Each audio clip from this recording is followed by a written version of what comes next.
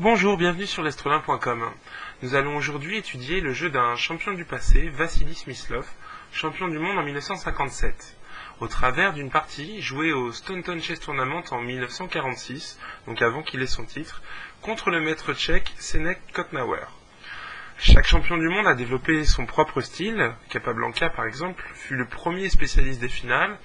Alekhine, un génie tactique, et encore on pourrait citer Karpov comme le plus grand défenseur de tous les temps. Mais dans l'ombre de ces géants qui ont marqué l'histoire des échecs, Smyslov est un très grand champion qui est passé un peu inaperçu, mais dont le jeu limpide et simple visait à trouver l'harmonie des pièces. Ce style en fait un véritable modèle pour les joueurs qui cherchent à se perfectionner, et la partie que nous allons découvrir en est un parfait exemple. Vassili Smyslov, avec les blancs, ouvre avec E4, et après C5, cavalier F3, D6, D4, pion prend, cavalier F6 attaquant le pion E4 et cavalier C3.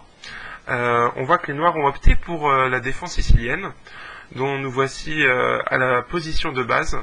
C'est une ouverture de combat caractérisée par une structure de pion asymétrique. On voit que les noirs ont une colonne ouverte C qui leur promet un jeu assez intéressant à l'aile dame, tandis que les blancs ont la colonne ouverte D qui va leur donner peut-être un avantage au centre. Et comme les noirs vont jouer à l'aile dame, les blancs vont avoir un jeu beaucoup plus simple à l'aile roi.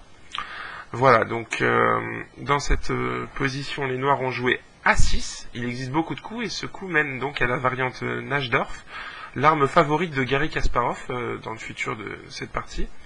Les noirs privent avec ce pion les blancs de l'importante case B5 et se préparent à gagner de l'espace à l'aile dame. Cela se fait cependant au détriment du développement, c'est donc un choix risqué. Et maintenant, Smyslov va jouer dans un coup qui est vraiment propre à son style. Il va jouer tout simplement le fou en E2, alors qu'il existe des coups beaucoup plus ambitieux, beaucoup plus agressifs, comme fou C4, le coup préféré de Bobby Fischer, ou fou G5, qui est probablement le coup principal dans cette ligne, qui sont des coups un peu plus compromettants, donc plus agressifs, et qui ne correspondent pas tout à fait au style pragmatique de Smyslov. Lui, avec son coup fou E2, donc, il se réserve la possibilité de jouer sur les deux ailes encore, sans dire exactement quel sera son plan. Là-dessus, les noirs ont joué E6, fermant la diagonale du fou de case blanche, puisque de toute façon, maintenant, il n'a plus beaucoup d'avenir, avec un cavalier en D4 qui le prive des cases E6 et F5, déjà privé par le pion E4, et la case G4 fermement contrôlée par le fou et la dame blanche. Donc maintenant, on joue le pion en E6, ce qui permet quand même de contrôler très puissamment la cinquième rangée. Les cases C5, D5, E5 et F5 sont sous contrôle des pions noirs. Et ce coup aussi va permettre d'ouvrir un petit peu d'espace au fou de case noire pour permettre au roi ensuite de roquer assez rapidement. Les blancs roquent. Et maintenant, les noirs vont jouer un coup très ambitieux, un coup probablement trop ambitieux, avec B5. Alors B5 c'est un coup très intéressant puisque en fait il propose aux noirs de prendre tout de suite le contrôle de la grande diagonale avec leur fou en le plaçant en B7, ce qu'on appelle donc un fou en fianchetto, c'est le mot technique pour dire qu'on met un fou sur la grande diagonale, et qui met donc sous pression le pion E4 des blancs, le pion central, une pression qui pourra par la suite être augmentée avec la poussée du pion en B4, ce qui va chasser le cavalier C3, défenseur du pion E4. Donc c'est un plan très ambitieux qui prend de l'espace et envisage de placer les pièces noires sur leur meilleure case, mais c'est un coup qui néglige le développement des pièces puisque c'est encore un coup de pion. Et on voit déjà que les blancs ont une bonne avance de développement avec le roc déjà effectué et 3 pièces mineures sorties contre une seule pour les noirs. Alors du coup, Smyslov va pouvoir en profiter tout de suite pour essayer de réfuter le jeu des noirs, et il va prendre lui-même le contrôle de la grande diagonale en jouant fou F3, un excellent coup qui peut paraître difficile à jouer puisqu'on joue une deuxième fois la même pièce et qu'on gêne le pion F qu'on avait peut-être envie d'avancer jusqu'en F4 pour qu'il puisse par exemple combattre pour le contrôle de la case 5. Mais fou F3 tout de suite pose de gros problèmes aux noirs, puisque maintenant ils vont avoir beaucoup de mal à réaliser leur plan. On va voir que le coup logique qui devrait venir maintenant fou B7 n'est plus réalisable à cause d'une double attaque E5 qui libère la puissance du fou sur son homologue en B7 qui n'est pas protégé, tandis que le pion attaque le cavalier en F6. Et cette double attaque est vraiment désagréable puisqu'on ne peut pas s'en défaire facilement. Si on joue fou prend F3 par exemple, pour éliminer la pièce attaquée, eh bien on reprend simplement de la dame, et la dame continue à exercer une grande pression sur la tour, cette fois la tour A8 qui n'est plus protégée.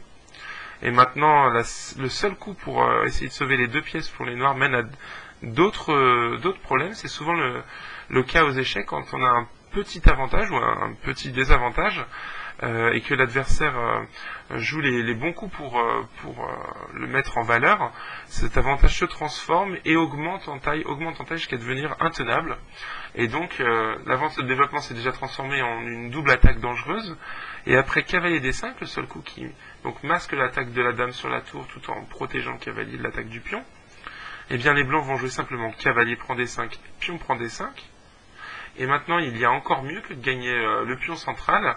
Si on remarque que la structure de pion a changé chez les noirs, on remarque en même temps que la colonne du roi noir s'est ouverte, et on peut jouer tour E1 avec un effet dévastateur, puisque là, l'attaque sur le roi noir est fatale. Par exemple, si on joue fou E7 pour essayer de partir en vitesse, c'est trop tard, hein, on va jouer pion prend D6, attaquant le fou qui est cloué par la tour sur le roi noir. Et donc il n'y a qu'un coup pour sauver le fou, c'est dame prend D6, qui perd après cavalier F5, une fourchette qui attaque à la fois la dame et le fou, qui sera donc pris au prochain coup par la tour, ce qui privera en même temps les noirs du roc, hein, le coup qu'ils désespèrent désespérément faire, puisque la tour va faire échec et obliger le roi à aller en F8. Voilà, donc c'est le genre de coup qu'on n'a pas du tout envie de jouer. Et la seule alternative dans cette position à fou prend et cavalier D5, c'est de prendre tout de suite le pion E avec le pion D, D prend E5, en espérant que la contre-attaque sur le cavalier D4 sera suffisante pour équilibrer le débat, mais ce n'est pas le cas puisqu'on joue fou prend B7 attaquant la tour, et après tour A7, un coup qui attaque à la fois le fou en B7 et à la fois le cavalier, c'est donc ça l'espoir des noirs. Il y a cavalier C6 qui attaque à la fois la tour, le cavalier et la dame noire, et après cavalier prend C6 et fou prend C6, les blancs émergent avec une pièce de plus. Voilà donc pourquoi le coup fou F3 est très fort. Il contre complètement le plan des noirs et les oblige à changer leur manière de se développer. Et voilà, c'est là qu'on voit, ça illustre parfaitement, donc encore une fois, la force d'avoir un développement meilleur que celui de l'adversaire. Un petit avantage aux échecs grossit à mesure que les ennuis s'accumulent dans le camp adverse. Et donc maintenant, il joue tour A7 avec l'espoir que cette tour qui donc se dégage du danger sur la grande diagonale pourra trouver un rôle intéressant, probablement en venant en D7 à l'avenir, pour soutenir une action sur la colonne D. Et maintenant, Smyslov trouve un excellent coup avec dame 2, un petit coup de dame qui a l'air modeste, mais qui en fait laisse la place à la tour, et on va voir que sur la colonne D, les problèmes vont être grands pour les noirs, qui ont déjà une dame qui va se retrouver dans une position dérangeante. Et maintenant, en plus, le coup logique tour D7 n'est plus possible, à cause de E5 encore une fois, qui va libérer la puissance du fou et du cavalier, et on va voir que l'alignement sur la diagonale de la tour et du roi noir vont leur causer des problèmes. Par exemple, après pion prend E5, alors il y a encore le cavalier noir qui défend la case C6, mais on joue tout simplement cavalier C6, attaquant la dame. On ne peut prendre, sinon les blancs reprennent du fou, clouant donc et gagnant la qualité en D7. Et il faut jouer la dame, donc dame C7 par exemple, ou dame B6. Mais là maintenant, il n'y a plus qu'à jouer cavalier prend B8 et dame prend B8 pour pouvoir placer la même fourchette, le même clouage, et gagner donc la qualité. À la place de ces coups, les noirs avaient peut-être une autre alternative avec le coup B4, essayant donc de trouver des contre-chances à l'aile dame. Et maintenant, les blancs doivent être assez prudents, puisque après un coup comme cavalier A4, on va voir que la situation se dégrade rapidement pour eux. Il y a fou D7 déjà, un coup qui attaque ce cavalier qui n'a plus de cases. Elles sont toutes prises soit par la dame noire, soit par le pion, soit par les propres pièces des blancs, ou le pion noir qui attaque la case C3. Il faut jouer donc B3, et maintenant on joue E5, et on se rend compte que le cavalier en D4 n'a plus non plus de cases. Il est obligé de jouer cavalier F5, et fou B5, attaquant donc simultanément la dame et la tour dans une enfilade. Heureusement, les blancs ne perdent pas encore la qualité à cause de dame 3 qui contre-attaque sur la tour noire en A7. Mais après tour C7, eh bien, on se rend compte que les blancs vont être déjà obligés de perdre un pion à cause de l'attaque sur la tour, qui est simultanée avec l'attaque de la tour sur le pion. Voilà donc pourquoi après B4, il vaut mieux jouer le coup d'apparence triste cavalier B1, on rentre bercaille, mais en fait après ce coup, les blancs vont se retrouver dans une excellente position puisqu'ils vont pouvoir jouer A3 pour ouvrir la colonne à leur tour, et ensuite replacer le cavalier en C3 sur sa case idéale. Alors ce genre de coup, donc d'ouverture de la colonne de la tour sans qu'elle ait même joué un seul coup, nous en reparlerons très bientôt, puisque ce type de coup va arriver dans la partie. Donc après Dame 2, les noirs ont vu en tout cas le danger sur cette diagonale, et particulièrement sur la case C6, et ont donc changé d'avis encore une fois, et ont dû jouer tour C7.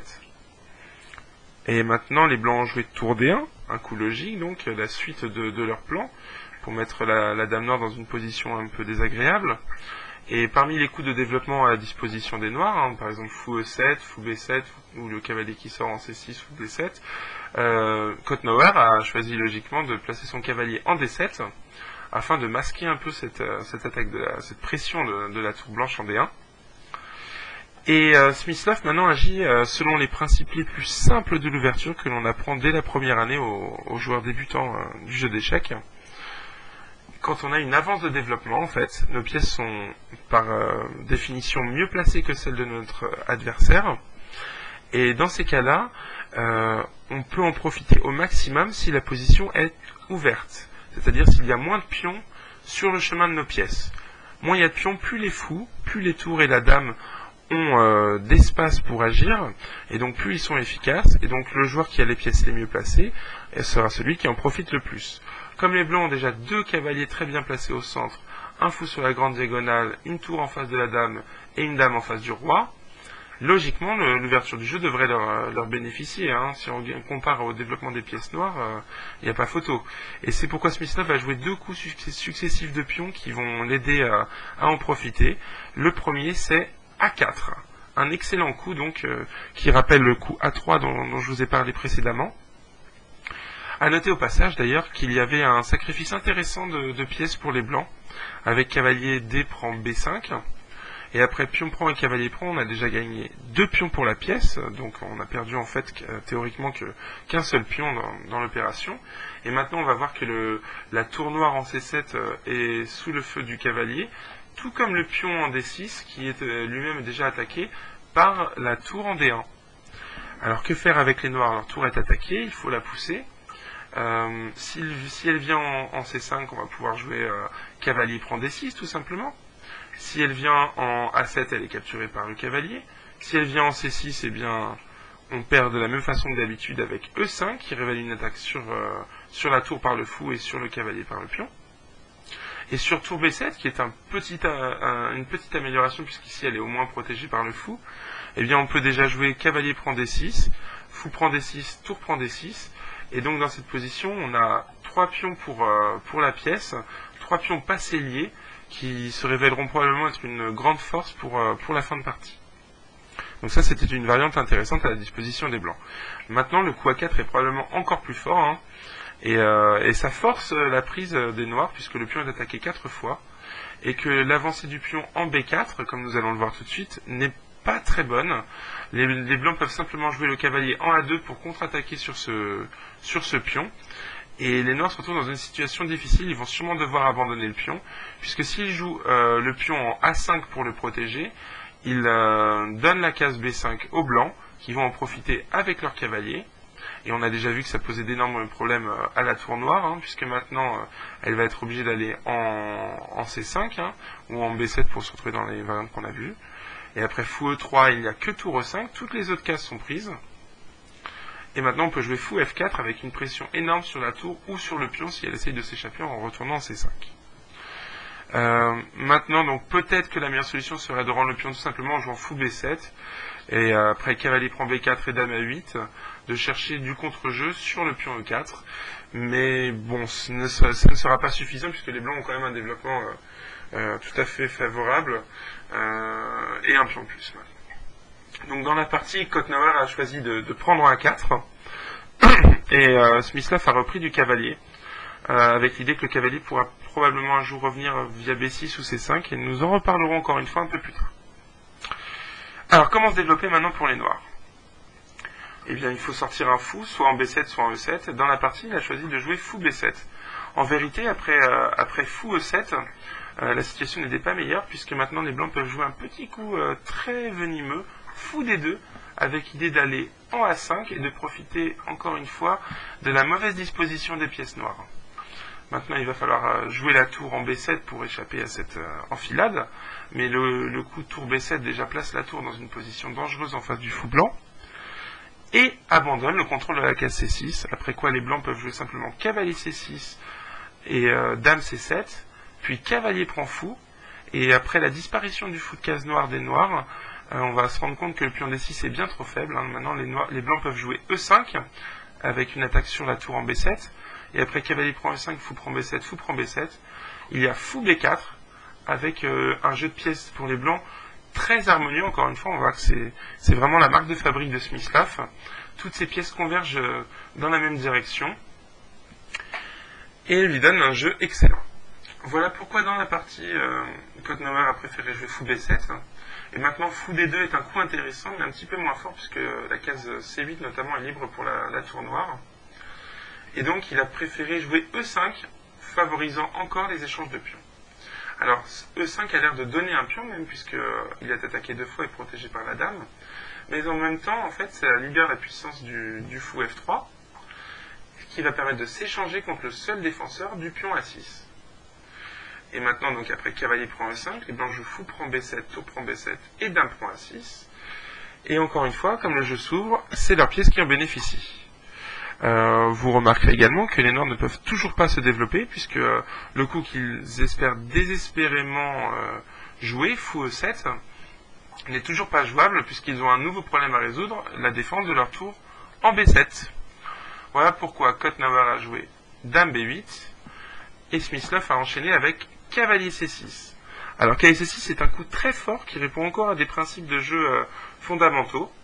En fait, comme toutes les pièces blanches sont efficaces, tandis que les pièces noires sont peu à être vraiment bien placées, on va dire que les deux cavaliers au centre sont bien placés, que peut-être la dame noire est bien placée en B8, bon, c'est tout, mais la tour en H8 et le fond F8 sont horribles, le roi en E8 aussi. Et bien en fait, comme une seule partie des pièces noires sont efficaces, les échanges de ces pièces favorisent les blancs qui, eux, vont garder des pièces meilleures, au final, que celles des noirs. Et donc maintenant, les blancs se retrouvent, forcent les échanges, puisqu'on ne peut les éviter. Si on joue par exemple dame C7, la sanction est immédiate. Il y a dame A8 échec, on ne peut interposer la tour, puisqu'il y a également le cavalier qui contrôle B8, et après roi D7, le roi se retrouve devant la tour. Et on avait dit ça au début que ce serait gênant, et maintenant il y a cavalier prend E5 qui gagne une pièce. Si à la place les noirs décident de jouer la dame en C8, eh bien on peut simplement jouer cavalier prend cavalier, ce qui double déjà un pion, suivi de cavalier B6, un coup très fort qui libère le pouvoir de la tour en A1, de la dame en A3, et qui va permettre de lancer une attaque décisive sur le roi noir coincé au centre. Par exemple dame C7, dame B5 échec. Et maintenant, les noirs sont obligés de jouer roi E7, dame B4 échec, roi E8 et tour A8 qui met un terme rapidement à la partie. Donc, dans cette position, vous comprendrez mieux maintenant pourquoi les noirs ont échangé leur beau cavalier E5. Et après dame prend échec, ils ont dû clouer en plus le deuxième avec cavalier D7. Alors, pour ceux qui cherchent, qui aiment les problèmes d'échec, je vous laisse mettre pause et chercher la conclusion de cette partie, car nous en sommes au 17e coup, et c'est déjà l'heure de la conclusion tactique. Le jeu de Smyslov a été tellement supérieur à celui du maître tchèque que nous en sommes arrivés au point culminant, la combinaison. Et Smyslov donc a libéré le pouvoir de toutes ses pièces avec cavalier C5, un très très beau sacrifice de pièces qui va permettre à la tour en A1 de respirer tout de suite. Et grâce à la double attaque, en fait, le sacrifice est forcé. Puisque par exemple, si on joue tour C7, l'autre coup qui permet de garder la tour, il y a cavalier prend D7. On néglige l'attaque sur la dame en C6, puisqu'après tour prend C6, il y a cavalier prend B8 et les blancs ont une pièce de plus. Voilà pourquoi donc les noirs ont dû accepter à contre-cœur le sacrifice avec D prend C5. Et on va voir maintenant que non seulement la tour en A1 respire et a un jeu formidable sur la colonne A, mais le jeu de la tour D1 est lui aussi grandement amélioré, avec une pression très très forte sur le cavalier D7 qui est cloué. Et en même temps, la diagonale qui mène à la dame noire va permettre aux blancs de sortir leur fou avec un gain de temps et un effet décisif. Il y a maintenant donc fou F4, et la dame ne peut capturer ce fou qui est pourtant en prise, car elle abandonnerait alors la tour en B7, et comme on peut le voir après dame prend F4, il y a même un petit coup intermédiaire très intéressant, dame C8 échec. Je vous conseille de les chercher ces petits coups avant de reprendre automatiquement les pièces qui sont capturables. Cherchez s'il n'y a pas un échec qui pourrait permettre de désordonner un peu plus les pièces adverses. Par exemple, ce coup dame C8 déroque le roi noir, parasite complètement le développement du fou et donc de la tour noire. Et maintenant, après dame prend tour, on se rend compte que le cavalier en D7 qui est attaqué 2 fois est en plus cloué sur le roi noir. Et donc, sa capture est maintenant inéluctable. Notamment aussi, on pouvait noter que E5 ne résolvait aucun problème, puisque les blancs jouent simplement fou prend E5 et reposent la même question au noir. Et donc, après fou F4, la dame noire n'a plus aucune case pour garder la tour B7. Les noirs se sont résolus à une dernière astuce tactique avant d'abandonner. Ils ont joué fou D6, rendant la pièce en espérant pouvoir roquer un jour. Smyslov a joué fou prend D6, et l'idée des noirs qui était cachée était de jouer tour B6, laissant la dame en prise pour contre-attaquer sur la dame blanche. Je vous laisse encore une fois mettre pause et chercher le dernier coup des blancs avant l'abandon.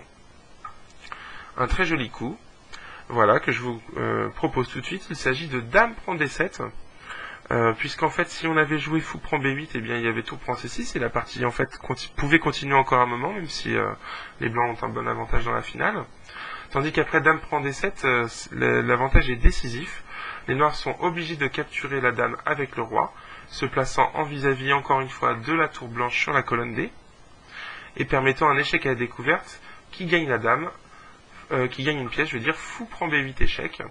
Et après, par exemple, roi en E7, on joue fou E5, avec des menaces terribles sur le roi noir et éventuellement sur la tour non protégée en H8, si le roi doit descendre sur la 8e rangée. Bref, c'est un carnage, les blancs ont déjà une pièce de plus, et ils vont en plus mener une attaque avec grande force et un grand danger sur le roi noir.